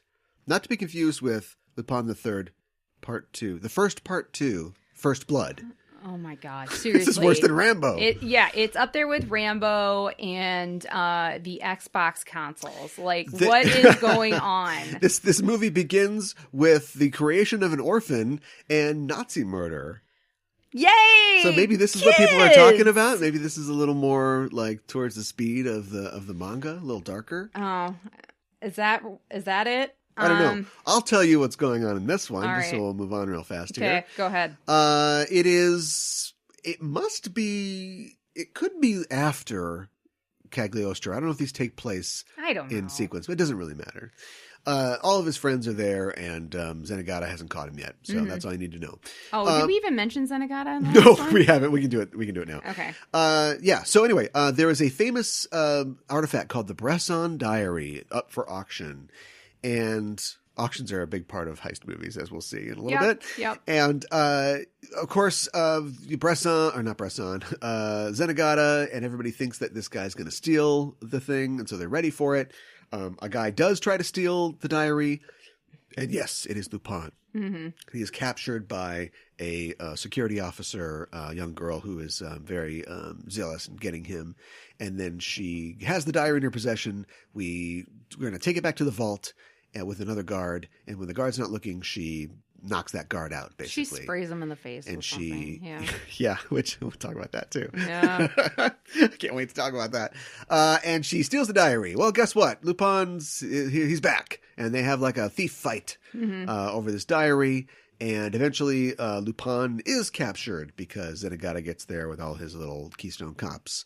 And this girl goes home. We find out that this girl, her name's Letitia, and she has a history with this diary. She needs to get her hands on this diary. Mm-hmm. Well, through a Matrix-esque car chase scene, Lupin is freed. He eventually meets back up with Letitia. How does he know where she lives? I don't know. He's Lupin. And that's the kind of stuff that I don't really like. Yeah, okay. And they decide to team up to find out the secrets of this locked diary while Nazis are on their trail. See, yeah. I had to introduce that character, so I had to play out the first scene or two. But now you know that these characters are going to work together, and then the whole crew is going to show up eventually. Yeah. And it's going to end with Hitler. Yep. Hitler's in this movie, everybody. Yep. I don't like Spoiler, that. Hitler's in it. So yeah, we go from, oh boy, I hope this auto-gyro airplane will get us to the fantasy land, to like, the Third Reich will live again. I know. What? Guys, I know it's like Indiana Jones. Don't make it Indiana Jones. Seriously? They literally go to a tomb where a treasure exists, and they use a diary to get through 3 traps. Yep.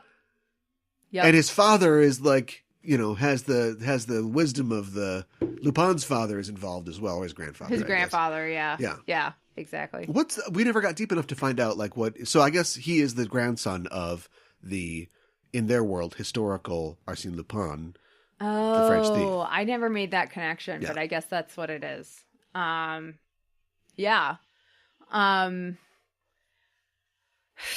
Because Lupin has the key. Yeah, his father was involved with. So okay, I'll just get right into it since you're still thinking.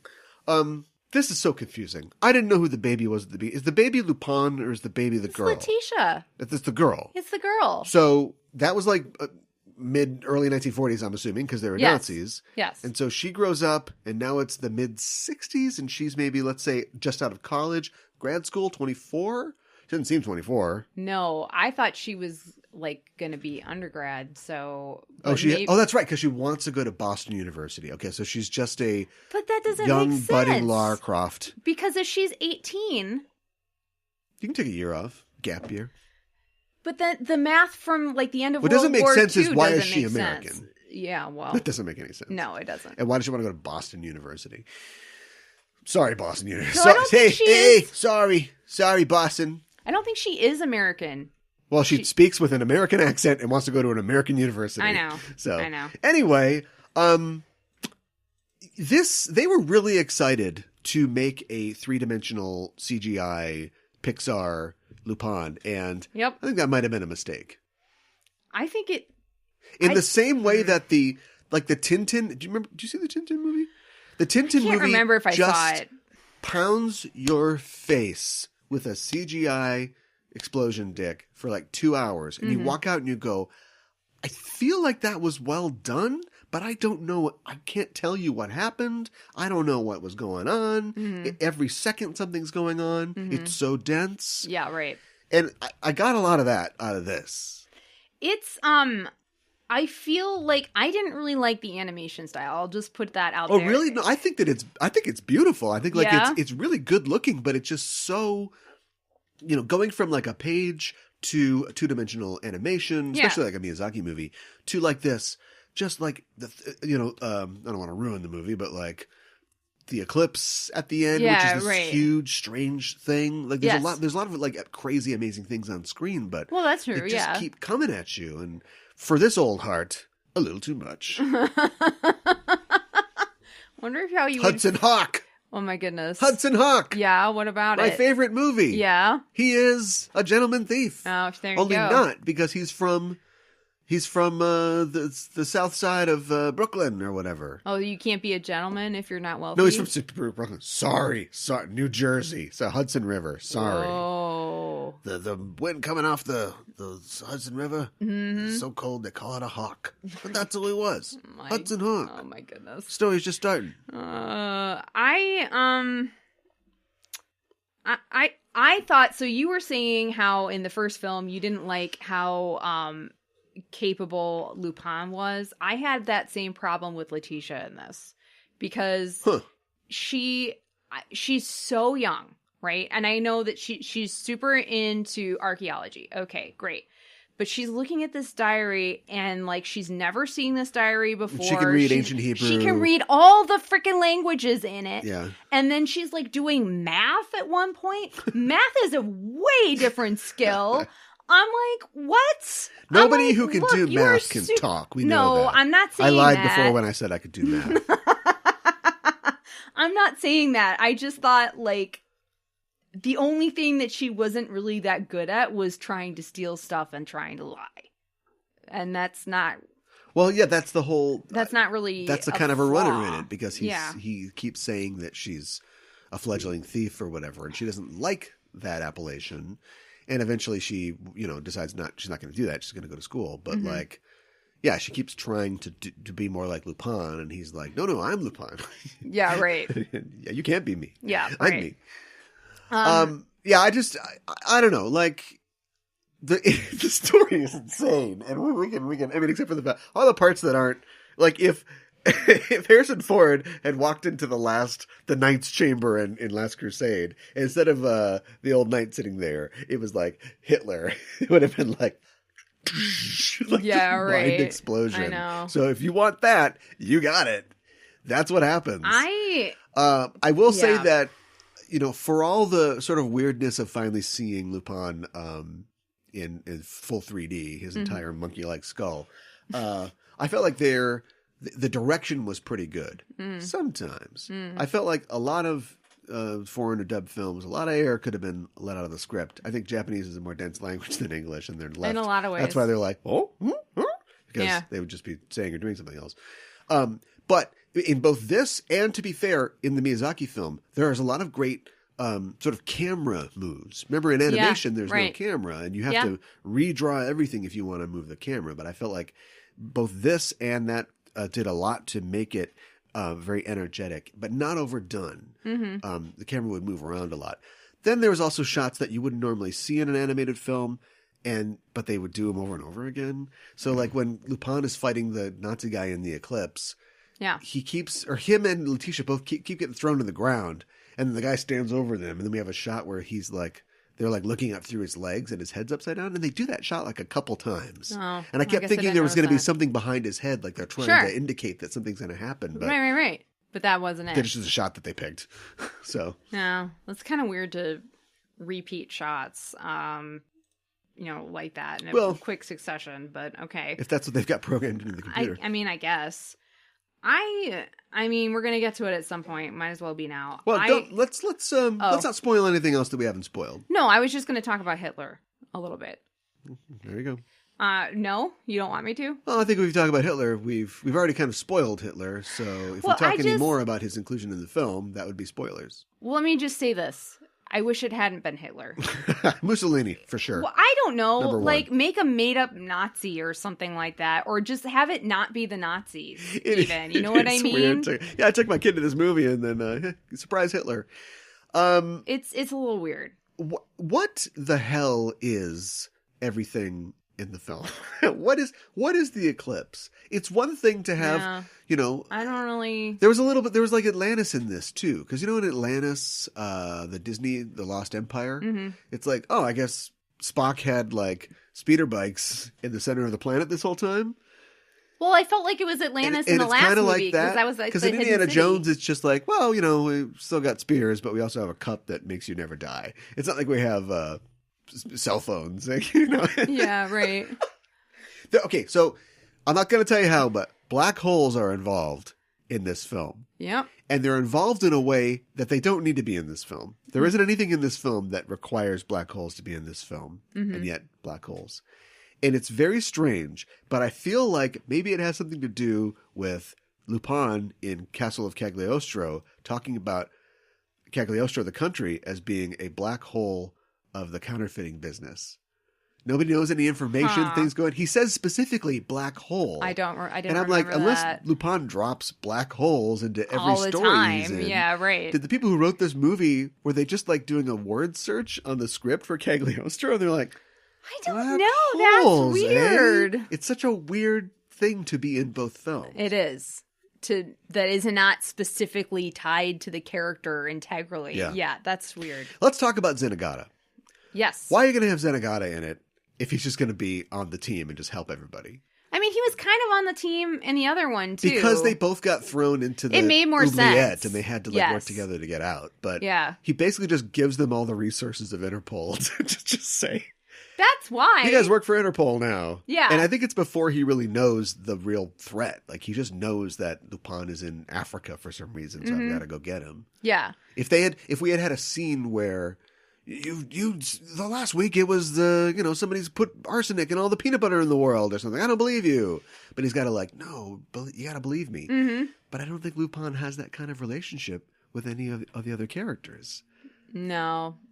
There isn't enough of an emotional connection between any of the characters. Like, they're all just... We haven't seen that in these films. No, with, Fujiko, they're supposed to have, a real history, but it's just right. Quip, a quip, a quip, quip, a quip, quip, boob. That's their whole connection. I know. Can I say, she was definitely more sexualized in this movie than in the Cagliostro, the Miyazaki film. Yeah. And I really liked her in the Miyazaki film because I thought she was just kind of a badass. People hated, hardcore fans hated her in the I Miyazaki can believe it film. because she's not overly sexualized. No, she's wearing fatigues. She's wearing fatigues, and she's got this cool thing on her back that turns into like wings, kind of and she kind of glides. She glides away. So cool. And and she has a gun and she's cool. And then she's doing the weird reporter thing where her and Zenigata are like, what is this? What is this? Counterfeit money. Oh my God. Egad. So I don't know. I really like that. And this, she's a femme fatale, which is fine, but they just really over-sexualized her. Which is maybe closer to the original character, so I don't know. In an average episode of Enterprise, T'Pol is 10 times more sexualized than Fujiko in these movies. Yeah. I wouldn't worry about it. All right. So that's it for me. I just have at the end of my notes, that's so weird, in all caps. And if you've seen it, you know what I'm talking about. I would say see this. I say it's pretty good, despite my misgivings. It reminds me of a Russian movie. And here's what I mean by that. Right. Have you seen, on YouTube in recent years, the Russian film industry is rushing to catch up with Hollywood and their blockbusters? No. And it's easy to get because we know Russians know computers, right, everybody, right? They know computers. So it's easy to get the After Effects or the software or whatever to make cool CGI stuff. But they still don't have the beats of an American action film down, which we've been doing for years, 60 years. Yeah. Or go back to Stagecoach, Sure. 70 years. So they have these amazing things. A guy turns into a bear and then grabs a Gatling gun and he's shooting. Right. I remember seeing that trailer. Knives and stuff. Yeah. And those parts are great. And then it moves on to the dialogue or the connecting parts. And you're like, oh, this just feels off. It just feels weird. Like in Doctor Strange when the entire city blows up in reverse and goes back to not being blown up. Mm-hmm. The filmmaker knows how to. I'm giving Scott Derrickson a compliment. Knows how to show okay, see this, and it goes boop, boop, boop, boop, boop, and that goes back on top of there, and then we see Cumberbatch and he's looking around, and then we get a sweeping shot where the whole city's coming back together, and it's all fed into you in a digestible way. Right. But it's just that. It's a bear with a Gatling gun in your face. Yeah. It's sort of like that. Good for some. Yeah. Great for some. Uh-huh. But I don't know. I'd have to watch it again probably. Yeah. See some more Hitler. Let's talk about the show. Gosh. Let's talk about the show. I want you to watch this show, people. Whether or not you like it, I don't know if I like it. But shows like this deserve support, and I think you should watch this show. That's my review. We're going to continue to talk about it. But it is a Netflix show. It's a French show. Yeah, you got to read. Don't worry about it. It's not that bad. Yeah. It's called Lupin. Yes. But there's a twist. And you're going to talk about it right now. Oh boy. Hassan Jupp is his name. Hassan Jupp. Wow. He Or I'll do it. Let's do that the build a story game. Okay. Once upon. I'm bad at this. One upon. To Lupin. The first. Okay, all right. So Hassan is we meet him, and he is a janitor at the Louvre, and Louvre. It's pronounced Louvre. Excuse me, Louvre. Don't say Louvre. That's not right. Stop it. At the Louvre, and there is a necklace that's made of diamonds and pearls, and it belonged to Marie Antoinette, and it is going on auction soon.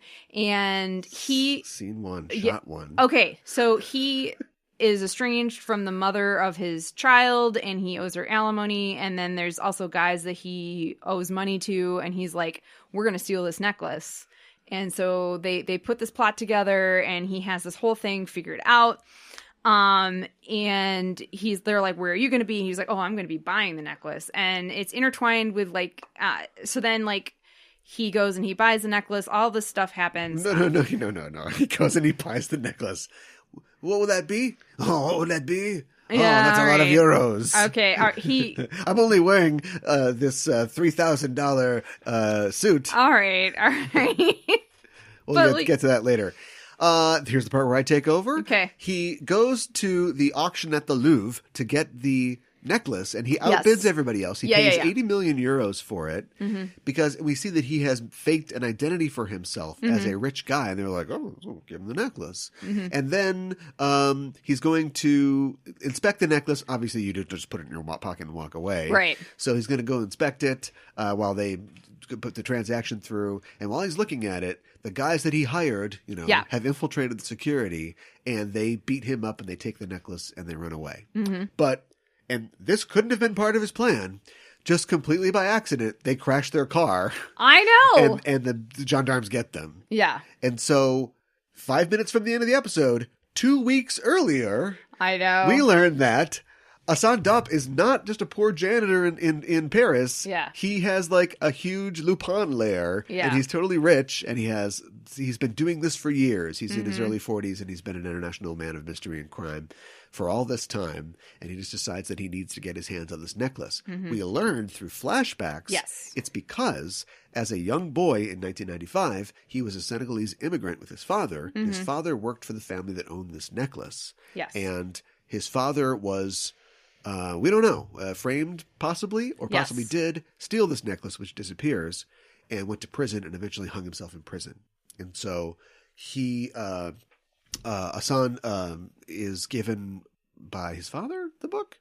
Yes. He was given by his father Which was the people he worked for were like, you can pick a book for your son. He picks Lupin. Yeah, and he picked The Adventures of Lupin. So Lupin is a fictional character in this universe. Yes. Written in books by Maurice LeBlanc. Yes. But Assange, at a young age, like Batman, decides that he's going to base his life on the exploits of Lupin. Whatever his name is, Lupin. Yeah. And eventually learn the truth of his father's death. Yes. And get revenge, kind of Monte Cristo style, on the people who did it to him. Yes. It's a great concept. Six episodes? Yeah. Ready to roll. Yeah. Watch it. Yeah. I say watch it also. It's I think it's entertaining. And I love to complain about how racist the French are. Yep. Here's why I like this. Because it builds that racism. It still exists. Yeah, it builds that racism into the narrative. It does. So he experiences racism and discrimination because he's a black immigrant. Yes. But it's his story, and it's told from his perspective. Yes. And I don't know if the creators of this, they have red names in Wikipedia. They have no history as far as I can tell. So I don't know if they're black or foreigners as well. Not foreigners, immigrants.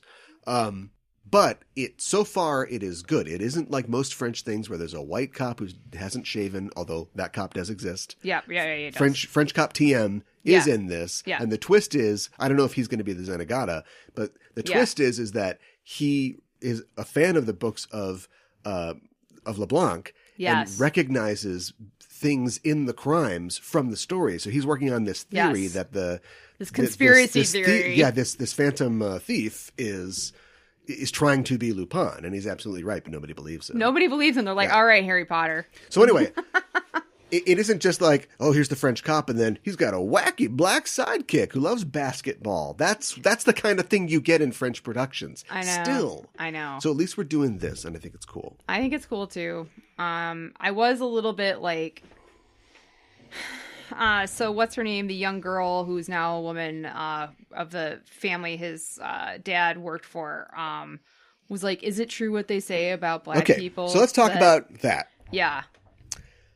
That's not good writing. No. In fact, I quit a show recently over that. Did you? Yes, I got halfway through the second season of Search Party, which I already was convinced was losing its way. And then a character just completely out of nowhere sexually harasses another character with that line. And I'm like, I'm out, show. See you around. So I know I told you to watch Search Party. Don't watch Search Party. Okay. But it's fast.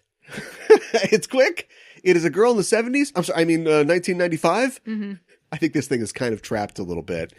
In its modern setting, because it's set in 2020, and we've never said a Lupin thing this late. Yes. Like, you really can't just look up a guy on the internet and then taser him with cyber lasers. We have a lot of tools now. Do you know what I mean? It isn't just a guy like giving you knockout spray and then climbing down a wall with a big bag that has a $sign on it.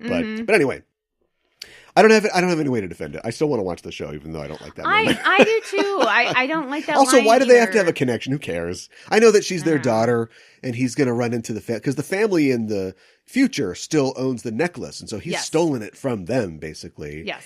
And so he's probably going to run into this lady, maybe as a romantic interest later. But it was just a weird scene. It was a weird scene, and then she was like that black people can't swim. They're at a swimming pool, and then she made the choice. Okay, so stop. Up to this point, I have been talking. You just said what it was, which was she was saying that black people can't swim. Now, the show was definitely playing on the implication that she meant that black people are gifted, have big penises. Oh, I didn't. Okay. We did it. First mention of the word penis. Oh, you didn't get it. Trust me. The listeners got it up to this point. Okay. All right.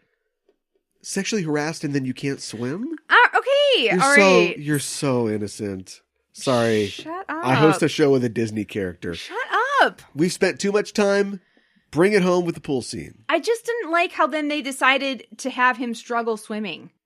Like, what? Why? He's from Senegal. He hasn't been swimming. I know, but just because it's a stereotype doesn't mean that everybody knows how to swim. I know, but I didn't like it. Yeah, it was a little weird. Weird. I'd cut that. Anyways, I want to know, if he is so independently wealthy, why is he running around struggling to pay alimony to the mother of his child? So that's a complication, thing. Because the thing about Batman is he doesn't have any kids, although here's Damian. But he never tried to live a normal life. And I imagine, Assange never living a normal life. But he did at one point, apparently, because he has an ex-wife and he's got a son who's probably 12 or 13. You know? And so at some point he was like, maybe I'll have a regular life. And we'll probably see that. I think the show has integrated fairly well its flashbacks so far. We'll probably see that. But it is a little weird when he's out all night jewel heisting. And then he shows up the next morning to take his kid out for the weekend. And and he's in a Idris Elba suit. Right. And she's like, wait, you couldn't give me alimony, but you've got a 5,000 euro suit on? Come on! I know. Well, it's a little strange, right? Because they still seem to be fairly loving towards each other. But he refers to her as the mother of his child, not his ex-wife. So were they ever married. Okay, maybe I'm being too traditional. Maybe they were never married. You got it. So I don't But know. this I show wonder... is super French traditional. Yeah, it Black is. racism and over-sexualized young girls. Oh boy. No, I'm just kidding. It's not that bad. I really liked a lot of how they showed him being like really clever and confusing people, and his sleight of hand, and like he meets the lady and like he's dressed up in like a food delivery service thing, and he has like 4 or 5 other guys show up at the same DoorDash place. saves the day. That was pretty good. I thought that was really good. Lupin, I feel like would never. The difference between him and Lupin from the movies is that Lupin would never. I know Lupin gets captured in Lupin the First, but I don't know what was going on there, and I don't think that he had a plan. His team showed up with like giant guns and a sword that cuts through anything, and so of course he gets away. Right. But I don't think that Lupin would ever put himself in a situation where he looks like he doesn't know what he's doing. And what I like about Hassan is that he does that all the time. Like he lets those guys that he hired beat him up. Yes. And the plan was always, I'm hiring you because I need fall guys. Right. I'm not going to tell you that. Right. Or later on, he needs to get into the infirmary because a guy that knew his dad in prison a long time ago is in there. And the nurse won't let him like stay in the infirmary overnight. Yes. So he just goes out and gets himself shivved. I know. Can you imagine Lupin doing that? No. No, of course not. And I think that's really gutsy and really stupid at the same Yeah, he time. got really lucky. The guy stabs with a toothbrush and 6 like, times. yeah, and like he does all these stupid things. Like he goes undercover in prison, and it's like, oh my gosh, how are you going to get out? But of course he gets out, and it's like, I like his relationship with the antique guy too, which apparently he's known him. I think they're insinuating he's known him since like boarding school. Yeah. So they have he's his group of friends. It's just this guy. Yeah, it wasn't a strong introduction, but no, they're just letting us know. But they're letting us know. Yeah, this thing it suffers from the kind of modern streaming storytelling problems, Netflix problems. But this doesn't pain me as much as something like Warrior Nun does. Like I watch Warrior Nun, and the storytelling is just like it's just all over the place. Yeah. But this is like, it's kind of simplistic, but it keeps it moving. And they keep you ignorant just long enough for there to be like a, oh, wow, kind of moment. And then sometimes they go back. Sometimes they don't really take all that much time to go back. It's just like, you get what happened, and they kind of go forward. So yeah. It's also like I said, the flashbacks are not always like elegantly placed, but I am interested in that story. It isn't like they flash back to the past and I'm like, we get it. Who Something cares? happened. Right. Yeah. Yeah, I'm interested in seeing what really happened with his dad. And like, was it a coincidence why did his dad gift him Lupin? And like, why did he, then leave him another message in a different Lupin? What is the connection here? And I also like that he gifted the book he got from his dad to his son. And his son is actually like super into it. And he's like usually into video games and stuff like that. I thought that was kind of cool. Get him Sly Cooper. Yeah, right. We already talked about this. Did you know before we go that Lupin, the fictional character, the literary character, is based on a real person? What? No, I did not know that. Yes. Based on a guy named Marius Jacob, who was an anarchist thief. Okay. So what does that mean? He was a burglar. He would leave, he had a heart of gold. He would steal from like rich people. He would leave cards at the scene, taunting people. And he was also an anarchist. So he, this is right around the turn of that century, obviously it had to happen before the books, but so this is like late 1800s. And so there's a lot of political unrest. Anarchism at that time was, I think, a lot of things to a lot of people, but it was a movement against the government, royal families, and against oppression. And so and he killed somebody. It was an anarchist. Like it was, he never killed anybody or would never attack anybody unless he thought he couldn't get away. And so he had to defend himself and kill the guy, and did like a couple years in prison, not many, like 2 or 3 years, and then got out. And after that, he's like, I'm done. Huh. And so he was still like supported those causes, but he was just, lived out his life. Interesting. Yeah. Huh. Would you recommend any of these? Yes, I would recommend all of them. I think Castle of Cagliostro, especially if you're a Miyazaki fan, you're gonna like that. I'm gonna say I don't like it as much as the Ghibli films, but I think it's still enjoyable. And I think the first is enjoyable. I didn't like it as much, and I actually I liked the TV series. So yeah, I liked the first better than Cagliostro, but your mileage may vary, and I definitely would recommend the Lupin TV series. yeah, so there you go. Yeah, check them out. Yeah.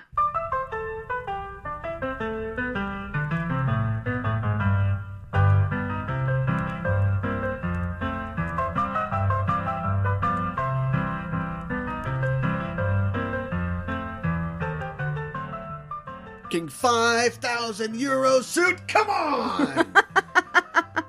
Well, that's it for this episode. You can find us on social media and Facebook, at Twitter, Instagram, Just Enough Trope. We also have a Discord, and there's a link to that in the show notes, and you can join up with us and chat about the news of the world. And while you're on the internet, why not stop by your listening platform of choice and subscribe to our show feed, and that way you get the show as soon as it's ready. Give us a review. We appreciate that. Let us know what you think while you're there. Give us a rating, because that's how the iTunes overlords know from the future. Right. Projecting back into the past. I've been playing a lot of Assassin's Creed. That's how they know that we are doing a good job. And so give us 5 old-timey Hitler masks. No. Very convincing. No. Where does he get the masks from? That's never explored. Yeah, I don't know. We don't know. Yeah, we don't want to do it. Yeah, don't worry about it. Yeah. Give us 5 stars. We'd appreciate it. Yes. If you want to help the show grow, you can check out our Patreon at patreon.com/justenough-trope, or buy us a coffee at coffee, that's kofi.com/justenough-trope. And if you really like the show, tell a friend. That's it for this week. We'll be back. So close. 1 yard line. Oh my gosh. 1 inch line. I know. We'll be back in the future to talk about something else. Until then, we're signing off. I'm your host, Caliban. I'm your co-host, Mikan Hana. Keep the geek fires burning.